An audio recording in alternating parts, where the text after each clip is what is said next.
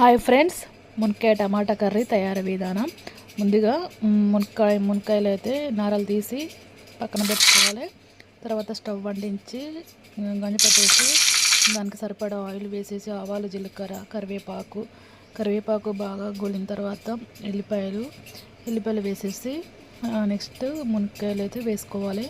మునక్కాయలు వేసుకొని ఇలా మధ్య మధ్యలో కలుపుకోవాలి. మంచిగా ఫ్రై చేసుకున్న తర్వాత అల్లం వెల్లుల్లి పేస్టు, పసుపు వేసి ఇలా మళ్ళీ కలుపుకోవాలి. తర్వాత సన్నగా చాప్ చేసుకున్న ఉల్లిపాయ ముక్కలు, టమాటా ముక్కలు వేసి ఇలా కలుపుకోవాలి. బాగా కలుపుకున్న తర్వాత కొంచెం టమాటా మగ్గిన తర్వాత అందులో కారం, సరిపడా ఉప్పు వేసి మంచిగా ఫ్రై చేసుకొని బాగా ఫ్రై చేసుకున్న తర్వాత మూత పెట్టేసి ఒక 10 మినిట్స్ ఉంచేసిన తర్వాత మూత తీసి చూస్తే ఇలా టమాటా